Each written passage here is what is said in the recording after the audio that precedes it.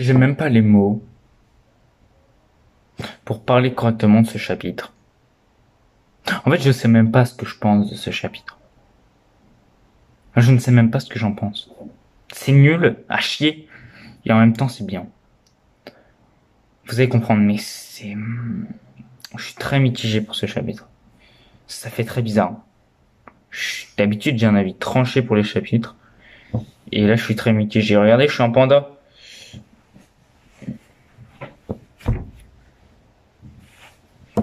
J'essaie de vous préparer parce que ça va être beaucoup moins drôle après, en fait. Parce que, encore une fois, bon, déjà, je tiens à remercier Soreisan qui nous a partagé ça sur YouTube. Et en plus de ça, bah, c'est très moyen, en fait. Je suis totalement mitigé. Je ne sais pas quoi penser de ce chapitre. Il est très bon comme il est très mauvais. Et on va en parler, du coup. Ouais, c'est parti. Donc là, j'ai quelque chose à dire. Est-ce que Shiki sous cette forme va défoncer Drakenjo directement? J'espère que non. Bah si. Bah si. Bref, c'est parti pour la review du chapitre 98 de Eden Zero. J'ai été très déçu comme j'ai été très content. Vous allez comprendre pourquoi. En fait, je suis extrêmement mitigé sur ce chapitre. C'est parti. Alors, déjà on voit Draken qui commence à amorcer un coup et bam, on a Shiki qui l'arrête directement. Là, à partir de ce moment-là, je dis pas que c'est mauvais, hein, mais je sentais la couille arriver. Je me suis dit, Shiki va défoncer Draken, c'est ça? Bref, donc on a Shiki qui bloque le coup de Draken et il va, en gros, il y a plein de matières, le sol, le plafond qui vont s'attirer vers lui et vers Shiki. En fait, et on apprendra que, bah, tout simplement, ce que Shiki est en train de faire, c'est un trou noir. Pour ceux qui ne savent pas ce que c'est un trou noir, c'est un trou dans l'espace. Donc, je disais, c'est un trou qui est dans l'espace, qui permet d'attirer, en fait, enfin, ça attire toute chose, en gros. C'est ça, ça attire la matière, ça attire toute chose, en gros. Le trou noir, c'est ça. Le trou noir, pardon, c'est ça. Et en gros, c'est ce qui va se passer avec Shiki, ce qui va clairement créer un trou noir, en fait. Voilà. Tout simplement. Puis du coup, les étoiles brillantes vont se concentrer sur le satellite Blaze. Ils vont dire, bon voilà, Shiki est en overdrive. Donc on a bien la confirmation que c'est bien l'overdrive. On a la confirmation que c'est bien l'overdrive. Et donc ils vont dire, voilà, c'est bon, Shiki est en overdrive, il est capable de se débrouiller tout seul. Maintenant, on va détruire, on va tout simplement détruire satellite Blaze en fait. Et en gros, ça sera avec le canon principal de Eden Zero. Donc je crois que c'est le destructeur d'étoiles ou un truc comme ça. Ils vont l'activer et en fait, je sais plus quelle étoile brillante va dire, mais les gars, il y a que 50% dans cette merde. Donc comment on va faire? Il y a que 50% dans le canon. Ça va pas suffire pour détruire le satellite Blaze qui est protégé par une couche. Et on a Witch qui va tout simplement dire, bah les gars, on va utiliser notre propre Ether pour alimenter le canon destructeur d'étoiles ou un truc comme ça. Donc c'est plutôt intéressant le fait que voilà, ils utilisent leur propre Ether pour pouvoir détruire le satellite Blaze. En fait, il y a juste un moment, une connerie. En fait, les étoiles brillantes, en fait, c'était facilité scénaristique totale parce que en fait, pourquoi normalement les étoiles brillantes, si elles avaient un minimum de logique, elles seraient elles seraient restées en bas. Pourquoi elles sont remontées sur l'Eden Zero en fait, de base? Pourquoi elles ont vaincu les 4 éléments puis sont remontées sur l'Eden Zero? Donc c'est une grosse facilité scénaristique. Normalement, en toute logique, t'as vaincu les 4 éléments, bah tu vas voir Shiki ou tu vas voir tes potes pour voir s'ils vont bien. Non, elle remonte sur l'Eden Zero. Grosse facilité scénaristique, mais bon, c'est pas très grave. Donc voilà. Donc ensuite, bon voilà, on voit que le satellite Blaze... Enfin non, ouais du coup, les étoiles brillantes connectent leur Ether pour pouvoir alimenter le canon destructeur d'étoiles ou je sais plus quoi. Alors, comme le fait si bien, enfin déjà on a Rebecca qui arrive à sortir Omura et elle-même des tentacules de Draken bizarre là. Donc voilà, elle arrive. Alors, j'ai un souvenir que, je vais vous dire ça tout de suite en fait. Lors du chapitre 54 page 7, je viens de vérifier, chapitre 54 page 7, en fait, on a l'information que on ne peut pas utiliser Laser Gear, les mains attachées. Là, Rebecca active Happy. Donc en vrai, je pense que Happy, je sais plus, vous allez me prendre pour un con, mais je pense que vous vous en souvenez, mais je crois pas que Happy du coup fonctionne avec Laser Gear de Rebecca. Donc voilà. Mais au début, je me dis what? Et en fait, non, c'est vrai que Happy ne fonctionne pas avec Gear de Rebecca. Mais du coup, voilà, on a Happy qui arrive à délivrer. Enfin, Rebecca, grâce à Happy, qui arrive à délivrer elle-même et Omura. Et du coup, on a on a, comme le fait très bien remarquer Sorei-san, le duo Rebecca Omura qui est plutôt intéressant, c'est plutôt stylé en vrai. C'est plutôt stylé. Je me pose encore une autre question là. Jin. Il a pas intervenu de l'arc. Il a intervenu, mais dans le côté des gentils. Il a juste détruit il a juste détruit la box, la pasta box. Non, il a juste détruit la box pour pouvoir pirater la machine. C'est tout ce qu'il a fait. Mais c'est une grosse merde. C'est une grosse merde. Bien sale. Sérieusement. Bref. Du coup, on a ça continue sur le duo Rebecca Omura qui est plutôt intéressant encore une fois de plus ce duo. Je les vois toutes les deux, toutes les deux côte à côte, elles sont plutôt stylées, c'est vrai. Bon, ensuite on repart du côté de Shiki face à Draken, hein, évidemment, on repart de ce côté-là qui est plutôt intéressant, qui est plutôt cool. Ouais, c'est plutôt intéressant. Bah, ce combat était plutôt cool puisque Larry Draken se termine dans le chapitre 98, hein.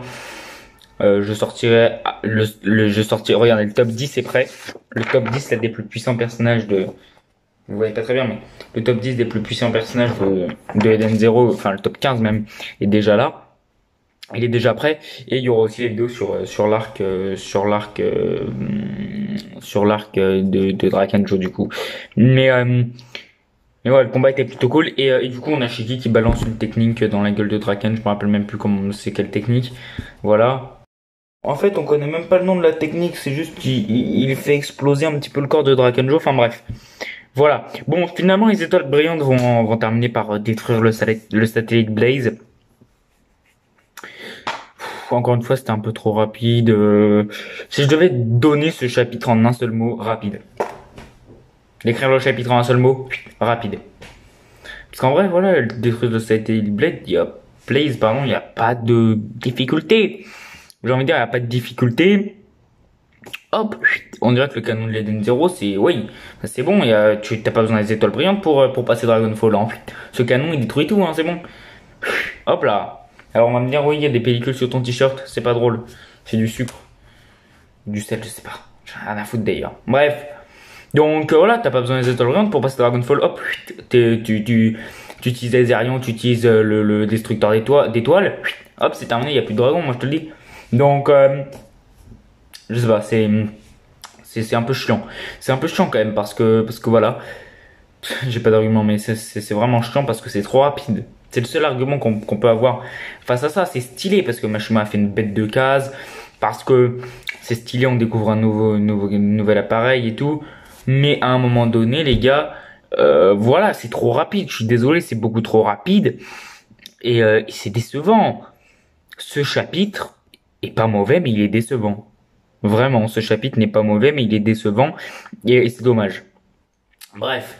Donc voilà, finalement, Satellite Blaze est détruit, aucun problème pour Norma. Master Noah, où est-ce qu'il est, on ne sait pas, il va pas réintervenir dans l'arc. Peut-être qu'il va y avoir une couille dans le pâté dans cet arc. Hein. Peut-être qu'il va y avoir une grosse couille dans le pâté. Je pense que c'est pas terminé. Ça peut pas être terminé, les gars. Cet arc ne va pas se terminer là. S'il te plaît, Mashima, dis-moi que cet arc ne se termine pas là. Dis-moi que Drakenjo n'est pas mort. S'il te plaît. S'il te plaît. Dis-moi qu'il va se transformer en Overdrive et qu'il va y avoir un combat Shiki, Jin, Omura, Wise face à Drakenjo. S'il te plaît. S'il te plaît. S'il te plaît. Draken ne peut pas mourir là. Draken ne peut pas mourir là. On va parler en fin de chapitre encore une fois, mais il va y avoir un coup dans le pâté dans cet arc. C'est pas possible autrement. Ok, donc ensuite on découvre le passé, un petit peu du passé de Draken. Donc on apprend que c'est un cobaye, en fait ça a été un cobaye dans sa jeunesse et qu'en gros la vie des cobayes est très courte, à peu près une quinzaine d'années, c'est ce qu'on apprend. Et en gros on a Draken qui dit mais moi je veux pas mourir aussi vite, je veux vivre longtemps en fait. En gros c'est ça qu'il dit, c'est je veux vivre longtemps. Il veut pas mourir aussi vite. Donc il va donc commencer par apprendre l'alchimie en fait.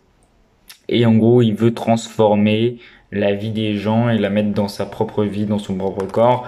C'est un peu ça en gros le délire. Bon, ouais. En fait, on est censé avoir de l'empathie pour le méchant, et moi j'ai pas d'empathie pour Drakenjo. Je ne suis pas triste pour Drakenjo. Alors ça me fait un petit truc, mais loin d'être au niveau des méchants de Fairy Tail qui ont vraiment une histoire. Bon, après, il n'y a pas trop de méchants de Fairy Tail qui ont vraiment une histoire. Par exemple, le truc de Luxus m'a plus touché, par exemple. Alors que le truc de Luxus, c'est bidon, hein, on va pas se mentir. Mais ça m'a plus touché que le truc de Drakenjo, qui veut juste vivre. Voilà. Le truc le truc de Gérald m'a beaucoup plus touché que le truc de Drakenjo. Drakenjo, il veut juste vivre éternellement, c'est tout, tu vois. Il veut juste, bah après, on peut comprendre ça. Les enfants, ouais, les enfants, parce que c'était un gosse, hein, il avait quoi, il avait 5 ans, 6 ans, 7 ans. Les enfants ont peur de cette notion de mort. Voilà, ils ont peur de cette notion de mort, tu vois. Donc voilà, donc je peux comprendre. Mais en même temps, j'ai pas réellement d'empathie pour Draken finalement. Et ensuite, on a Draken qui va dire je veux même me faire des amis. T'as bien changé, connard. Non, en vrai, il veut se faire des amis. On a Shiki, en gros, qui va arriver et qui va dire, en fait, il a tout simplement réussi à lire dans les pensées de Draken. Et il va dire à Draken, en fait, tu n'as pas besoin de ça pour avoir des amis. Moi, je suis ton ami, ou moi, je serai ton ami, je sais plus trop. Il l'avait déjà dit dans le monde numéro 29 qu'il veut devenir l'ami de Draken. Mais finalement, vous allez voir la fin du chapitre, on ne peut pas être ami avec Draken. Vous allez voir la fin du chapitre, de toute façon. Mais c'est ce que dit Shiki. Shiki a vraiment un air démoniaque. Hein. Sorisen le fait remarquer aussi, mais il a vraiment un air démoniaque, Shiki. Hein. C'est assez incroyable. Hein. C'est qu'il a un air démoniaque à mort, Shiki. Là. Mais c'est un vrai démon. C'est le grand démon, en fait. Ah, c'est ça, c'est le grand démon, en fait. Vraiment, hein. Ouais, finalement, du coup, Shiki finira par tuer Draken avec la technique là. Briseur de météores ou un truc comme ça. Donc voilà, bon, là, la case est incroyable, hein, de toute façon, c'est ce que vous voyez en miniature, la case est magnifique, mais ça a été trop rapide. Mashima, dis-moi qu'il y a une couille dans le pâté. Dis-moi qu'il y a une couille dans le pâté. S'il te plaît, s'il te plaît. Dis-moi qu'il y a une couille dans le pâté. C'est pour ça que je vais attendre la semaine prochaine avant de faire ma vidéo. Avant de faire ma vidéo sur l'arc Draken, je vais attendre la semaine prochaine. Voir s'il n'y a pas une couille dans le pâté. Parce que j'aimerais vraiment qu'il y ait une couille dans le pâté. Ouais, ça fait 3 fois que je dis couille dans le pâté, mais j'en ai rien à foutre. Je veux pas que cet arc se termine maintenant. Alors j'ai envie qu'il se termine maintenant pour voir le prochain ennemi. Mais en même temps, il était très cool cet arc. Et Draken est mort trop vite. Draken est mort trop vite. Shiki l'a détruit en hop, transformation, hop, t'es mort. Alors oui, Draken était beaucoup moins fort que lorsqu'il était en overdrive à 100%, mais quand même. J'espère juste que Mashima va faire des généraux galactiques plus puissants que Draken quand même. Parce que là, Shiki en fait, chacun de ses adversaires, il les a tués tout seul. Et ouais c'est ça que vous vous rendez pas compte. Parce que Sibyl n'est pas mort, Jamirov, il est pas mort, Jin, il est pas mort. Donc voilà, la fausse sister, c'est Jin qui l'a tué, mais Shiki aurait pu la tuer tout seul. Ensuite, on a Jamirov, du coup, oui, il est pas mort. La Dame Écarlate, elle est pas morte. Mais ce que je veux dire, en fait, c'est que Shiki, à chaque fois, a vaincu cet adversaire tout seul. Regardez, Sibyl, vaincu par Shiki. Rogue Hood, vaincu par Shiki. Jamirov, on n'en parle pas. La Dame Écarlate, vaincue par Shiki. Draken, vaincu par Shiki. Sérieux? Enfin, c'est chiant, en fait. Il n'y a pas de combo de personnages. Hades. Natsu, il a pas vaincu Hades comme ça.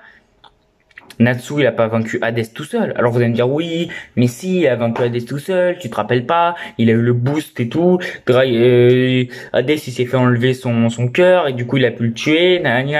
Sauf que ce que vous vous rappelez pas de Mongol, c'est qu'il y a eu un combo Grey, un combo Wendy, enfin, Grey, Wendy, Erza, Lucy et Natsu pour vaincre Hades. Il y a eu ces 5 personnages, plus Happy, Lily et Carla qui ont dû détruire le moteur. Enfin merde, là c'est à chaque fois, c'est Shiki qui arrive par un ultime power-up à détruire Draken. C'est chiant. Donc moi j'ai hâte de voir le chapitre 99 parce que voilà, ça fait 2 ans que Shiki défonce tous ses adversaires tout seul. Voilà, il a galéré face à Damicarat aussi, il a galéré, mais faut qu'il y ait un combo dans Eden Zero, moi je le dis. Bref, sur ce, c'est la fin de cette review de chapitre. Ce chapitre, j'ai trouvé très bof. Vraiment, c'est le mot que je vais employer, c'est très bof. Parce que j'ai pas d'avis particulier sur le chapitre. Enfin, je peux pas dire qu'il était excellent, je peux pas dire qu'il était nul à jeter. Il était aucun des deux, il était bof. Voilà. J'ai pas spécialement pris de plaisir à le lire, j'ai pas spécialement détesté le lire. Il était très bof. Bref, sur ce, moi je vais arrêter là. Je vous dirai à bientôt pour de nouvelles vidéos. Et puis n'hésitez pas à lâcher un petit pouce bleu, à vous abonner à cette chaîne, à me suivre sur Springat Brawl Stars Otaku qui est mon Instagram. Maintenant ça a changé, c'est Springat le roi des chauves. Et sur ce, vous savez ce qu'il reste à faire. Et du coup moi je vous dis bye et à plus.